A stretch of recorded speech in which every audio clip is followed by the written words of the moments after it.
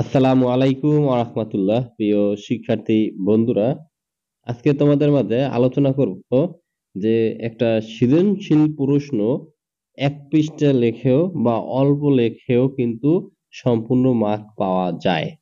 আমরা করি কি? মূল বিষয় যেটা প্রশ্নে বা উদ্দীপকে আছে সেইটা তুলে না ধরে অনেক আলোচনা করে একেবারে উত্তরের শেষে গিয়ে আমরা মূল বিষয়টা উপস্থাপন করি। এতে হয় কি? টিচারে ১ম এই দেখে যে আসলে ছেলের তো প্রশ্নটাই সাজানো হয় নাই। প্রশ্নের উত্তরটাই সাজানো হয় নাই। তাহলে তাকে কি মার্ক দেব? তো এ পর্যায়ে এসে আমি আমার শিক্ষার্থীদের আমার ক্লাসে যারা আছে আ তাদেরকে আমি শিখিয়েছি যে একটা সৃজনশীল প্রশ্ন পরীক্ষার খাতায় তুমি কিভাবে লিখবা। এখান থেকে আমার একজন স্টুডেন্টের খাতা আমি তোমাদের মাঝে হুবহু তুলে ধরলাম। দেখো এখানে তুমি কত মার্ক দিতে পারো বা আমি কত মার্ক দিতে পারি এটাও একটু আমরা আজকে মূল্যায়ন করব। আমি যে প্রশ্নটা নিয়ে পরীক্ষা তাদের নিয়েছি সেটা হলো ঢাকা বোর্ড ২০২০ এবং তোমার ১৩ অধ্যায় থেকে কেন্দ্রীয় ব্যাংক থেকে। তাদেরকে আমি একটা কথা বলছি, তোমরা সবসময় আগে উদ্দীপকটা পড়বা এবং কি বোঝাতে চাচ্ছে এটা বুঝবা। এরপরে তোমরা প্রশ্ন উত্তরে যাবা। যেমন তোমরা ক, খ প্রশ্ন অতটা না পড়লেও হয়।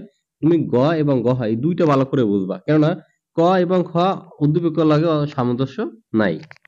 সবাইকে আমি হাত জোড় করে বলি, এই প্রশ্নটা বা আমার এই ভিডিওটা তোমরা খুব গুরুত্ব সহকারে দেখো। তাহলে তোমাদের সৃজনশীল প্রশ্ন নিয়ে আর কোনো সমস্যা থাকবে না। অনেক শিক্ষার্থীরা আমরা আছি যারা সম্পূর্ণ উদ্দীপক তুলে দিই। এটাও একটা সবথেকে মারাত্মক ভুল। কেননা উদ্দীপকে আমাদের প্রশ্নের সাথে যতটুকু মিল আছে অতটুকুই তুলে ধরবো। আর সম্পূর্ণ তুলে ধরার কোনো যৌক্তিকতা আমি এখানে দেখিও না। ক এবং খ প্রশ্নের উত্তর সবার শেষে দেব। শুরুতে আমি গ নাম্বার নিয়ে আলোচনা করব। এখানে বলছে দেখো সরকারের ব্যাংক হিসেবে ডি ব্যাংকের সম্পাদিত কাজটি ব্যাখ্যা করো। তাহলে আমাদের অবশ্যই উদ্দীপক পড়ে দেখতে হবে যে আসলে ডি ব্যাংক কি, কি কাজ সম্পাদন করেছে।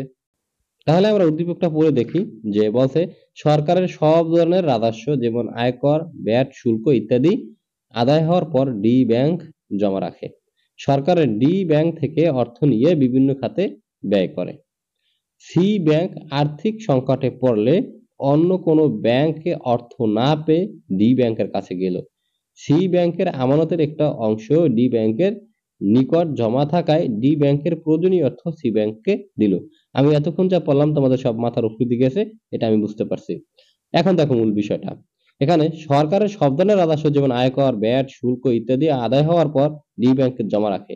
সরকারের ডি ব্যাংক থেকে অর্থ নিয়ে বিভিন্ন খাতে ব্যয় করে। এতটুকুই তথ্য আমাদের কিন্তু দরকার হলে গ প্রশ্নের উত্তরের জন্য। দেখো গ নাম্বার প্রশ্নটা ছিল যে সরকারের ব্যাংক হিসেবে ডি ব্যাংকের সম্পাদিত কাজটি ব্যাখ্যা করো। তাহলে এখানে দেখো উদ্দীপকে সে কি ডি ব্যাংক কি কাজ করছে? সরকারের যে আয়কর, ভ্যাট, শুল্ক এটা কি করছে? যে ডি ব্যাংকে জমা রাখছে এবং সরকার ওইখান থেকে প্রয়োজনীয় অর্থ বিভিন্ন খাতে ব্যয় করছে। তাহলে দেখো যে আমার স্টুডেন্ট সে কি করেছে? গ নাম্বার উত্তর দিয়ে লিখেছে উদ্দীপকে সরকারের ব্যাংক হিসেবে ডি ব্যাংক সরকারের তহবিল সংরক্ষণের কাজটি সম্পাদন করেছেন। ওই যে বললাম যে বিভিন্ন উৎস থেকে সরকারের যে আয় হইছে এগুলা যেমন শুল্ক, ভ্যাট এগুলা কিন্তু ডি ব্যাংকে জমা রাখছে। আর ডি ব্যাংক মানে কি? কেন্দ্রীয় ব্যাংক। তাহলে সরকারের এটা অবশ্যই সরকারেরও ব্যাংক। তাহলে এখানে কিন্তু তহবিল সংরক্ষণের কাজটি সম্পাদন করেছেন। এই যে সে লেখছে যে ডি ব্যাংক এই যে সরকারের তহবিল সংরক্ষণের কাজটি সম্পাদন করেছেন, এটার জন্য ১ মার্ক দেওয়া যাবে। কারণ প্রশ্নের মূল বিষয়টা সেখানে কিন্তু তুলে ধরেছে। এবার আছে দেখো বলছে যে আ এবার সে কি করেছে যে তোমার তাহলে বাণিজ্যিক ব্যাংক কাকে বলে?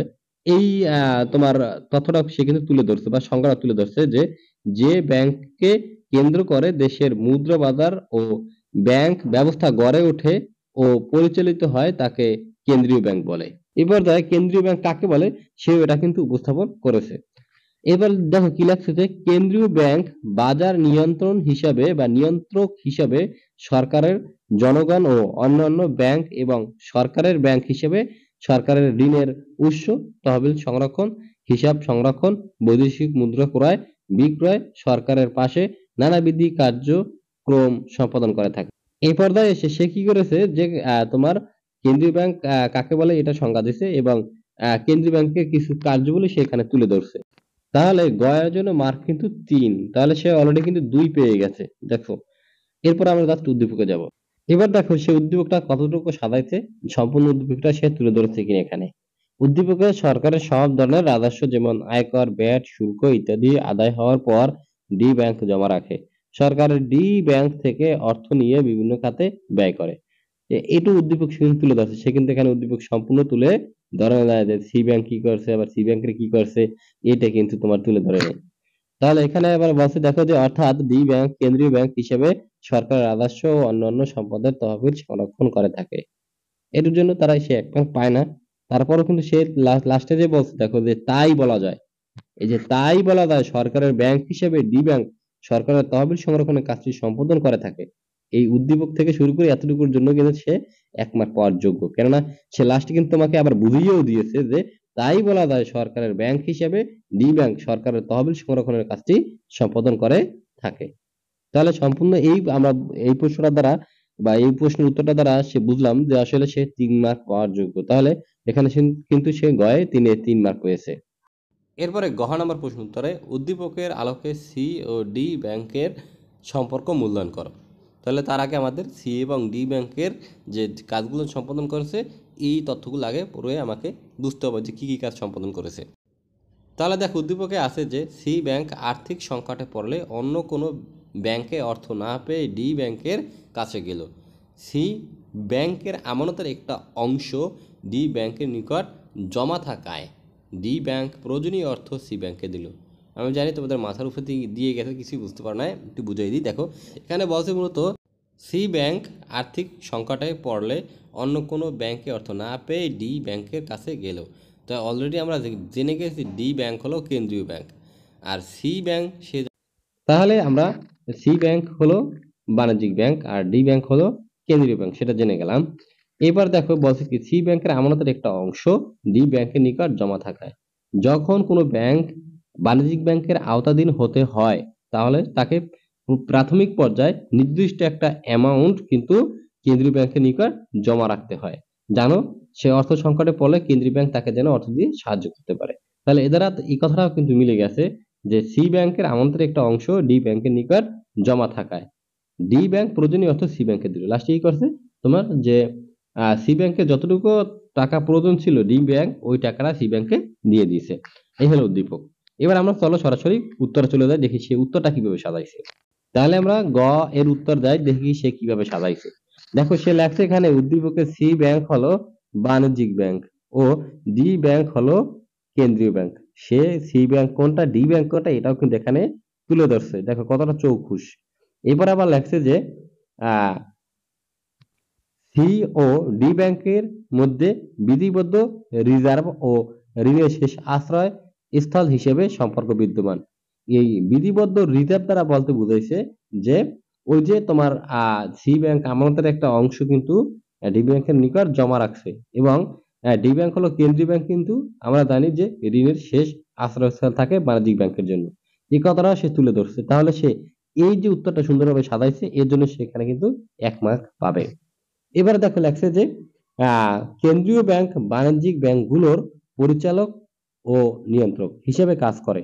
এছাড়া মুদ্রা বাজারের অভিভাবক হিসেবে কেন্দ্রীয় ব্যাংকের সাথে বাণিজ্যিক ব্যাংকের বিবিধ ক্ষেত্রে সম্পর্ক বিদ্যমান, যেমন বিধিবদ্ধ রিজার্ভ, নিকাশঘর, তথ্য সরবরাহকারী, অভিভাবক, ঋণের শেষ আশ্রয়স্থল, ব্যাংকের মক্কেল ইত্যাদি। দেখো এরপর সে উত্তরটা কিভাবে সাজাইছে। এখানে কিন্তু সে কি করছে কেন্দ্রীয় ব্যাংক যে বাণিজ্যিক ব্যাংকের যে পরিচালক, নিয়ন্ত্রক এবং সে কেন্দ্রীয় ব্যাংক বাণিজ্যিক ব্যাংকের কি কি কাজ সম্পাদন করে সে এই তথ্যগুলো এখানে কিন্তু এককালে সুন্দরভাবে উপস্থাপন করে তুলে ধরছে। তাহলে এটার জন্য তাকে আমি 1 মার্ক দিতেই পারি। তাহলে সে এখন 4 মার্ক থেকে কিন্তু অলরেডি 2 মার্ক পেয়ে গেছে। এরপরে দেখবো যে সে উদ্দীপকের কতটুকু তথ্য এখানে তুলে ধরছে, সম্পূর্ণ দিছে না যতটুকু প্রয়োজন ঠিক ততটুকুই দিছে। উদ্দীপকে সি ব্যাংক আর্থিক সংকটে পড়লে অন্য কোনো ব্যাংকে অর্থ না পেয়ে ডি ব্যাংকের কাছে গেল। সি ব্যাংকের আমানতের একটা অংশ ডি ব্যাংকের নিকট জমা থাকায় ডি ব্যাংক প্রয়োজনীয় অর্থ সি ব্যাংকে দিল। দেখো এখানে কিন্তু যতটুকু তথ্য প্রয়োজন ছিল সে কিন্তু ঠিক ততটুকুই তথ্য এখানে দিছে, সম্পূর্ণ উদ্দীপকটা কিন্তু তুলে ধরে নাই। এবার লাগছে দেখো যে এ থেকে বোঝা যায় ডি ব্যাংক হলো কেন্দ্রীয় ব্যাংক এবং সি ব্যাংক হলো কেন্দ্রীয় ব্যাংক। কত সুন্দর তথ্যটা সাজাইছে। এর জন্য কিন্তু সে আরো 1 মার্ক পায়। তাহলে সে মোট এখানে কত মার্ক পাইলো? 3 মার্ক পাইলো। এবার এখানে লেখছে কি দেখো যে সি ব্যাংক আর্থিক সংকটে পড়ে ডি ব্যাংকের কাছে যাওয়ায় ঋণের শেষ আশ্রয়স্থল হিসেবে সম্পর্কর সৃষ্টি করে। সি ব্যাংক আমানতের একটি অংশ ডি ব্যাংকের কাছে জমা রাখে যা বিধিবদ্ধ রিজার্ভ এর সাথে সম্পর্কযুক্ত। দেখো এরপরে সে কি করছে যে কোনটার সাথে কিভাবে সম্পর্ক সেটাও কিন্তু তুলে ধরেছে। দেখো এরপর সে লেখছে যে সুতরাং বলা যায় সি ব্যাংক বাণিজ্যিক ব্যাংক হিসেবে এবং ডি ব্যাংক কেন্দ্রীয় ব্যাংক হিসেবে উভয়ের মধ্যে সম্পর্ক বিদ্যমান বা সৃষ্টি হয়, এই কথাটা সে লেখছে। দেখো তাহলে কিন্তু সে অবশ্যই এই যে সি ব্যাংকের আর্থিক সংকটে পরে ডি ব্যাংকের কাছে যাওয়ায় ঋণের শেষ আশ্রয়স্থল হিসাবে সম্পর্ক সৃষ্টি করে। সি ব্যাংক আমানতের একটি অংশ ডি ব্যাংকের কাছে জমা রেখে যা বিধিবদ্ধ রিজার্ভের সাথে সম্পর্কযুক্ত, এই থেকে শুরু করে সুতরাং যে কথাটা লেখছে এর জন্য সে ১ মার্ক পায়।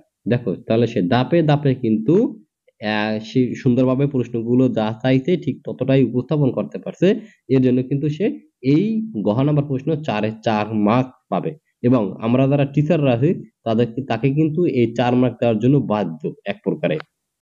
অলরেডি সে কিন্তু ৭ মার্ক পেয়ে গেছে। এরপর ক এবং খ কিভাবে লিখছে সেটা একটু দেখি। এখানে ক নাম্বার প্রশ্ন বলছে মহামান্য রাষ্ট্রপতি কখন বাংলাদেশ ব্যাংক প্রতিষ্ঠার অধ্যাদেশ জারি করেন?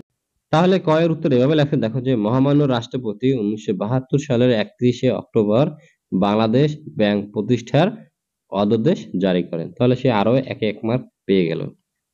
এরপরে খ নাম্বার প্রশ্ন আছে, দেখো যে বলছে ক্লিয়ারিং হাউস কি ব্যাখ্যা করো। ক্লিয়ারিং হাউস কি ব্যাখ্যা করো। খ নাম্বার উত্তর দিয়ে লিখছে যে আন্তঃব্যাংকিং দেনাপাওনার নিষ্পত্তি স্থলকেই নিকাশঘর বা ক্লিয়ারিং হাউস বলে। আন্তঃব্যাংকিং দেনাপাওনার নিষ্পত্তির প্রয়োজন হলে ব্যাংকগুলো নিকাশঘরের শরণাপন্ন হয়। প্রতিদিন গ্রাহকদের হিসেবে অন্য ব্যাংকের চেক, ব্যাংক ড্রাফট ইত্যাদি জমা পড়ে। এর ফলে আন্তঃব্যাংকিং দেনাপাওনার সৃষ্টি হয়। নিকাশঘর সুশৃঙ্খল ও বৈজ্ঞানিক উপায়ে পারস্পরিক লেনদেন নিষ্পত্তি করে বা পারস্পরিক লেনদেনের নিষ্পত্তি করে। তাহলে এখানে সেও কিন্তু যে ক্লিয়ারিং হাউস কি বা কাকে বলে এটাও সম্পূর্ণ সে উপস্থাপন করে দিচ্ছে, তাহলে তাকে আমি এখানেও ২ মার্ক দিতে পারি। তাহলে এখানে দেখা যায় যে সে একটা সৃজনশীল প্রশ্ন লিখে কিন্তু ১০-এ ১০ পেয়েছে এবং সে কিন্তু অতটাও কিন্তু বেশি দেখা যায় যে অনেক কিছু প্রশ্ন আলোয় ফেলাইছে, কী বলছে সেটা উপস্থাপন করতে পারে না বা সর্বশেষে প্রশ্নের কী চাইতে সেটা দিতে পারছে এরকমের না। একেবারে যেভাবে সৃজনশীল প্রশ্ন সাজানোর কথা সেভাবে কিন্তু সুন্দরভাবে সে সাজিয়ে গুছিয়ে সাজিয়েছে। তাহলে এর জন্য কিন্তু সে এই প্রশ্নে ১০-এ ১০ মার্ক পাবে। প্রিয় শিক্ষার্থীরা, দেখো একটা সৃজনশীল প্রশ্ন কীভাবে লিখতে হয় সে কিন্তু এটা আমাদের দেখিয়ে দিয়েছে এবং সে হুবহু আমার কাছে এই প্রশ্নের উত্তরটা খুবই ভালো লাগবে, যার কারণে তোমাদের মাঝে কিন্তু আমি এটাকেও শেয়ার করলাম যে একটা সৃজনশীল প্রশ্ন আসলে কীভাবে লেখলে ১০-এ ১০ পাওয়া যাবে। তো আজকের মতন এখানেই বিদায় নিচ্ছি। সবাই সুস্থ থাকো, ভালো থাকো, আল্লাহ হাফেজ।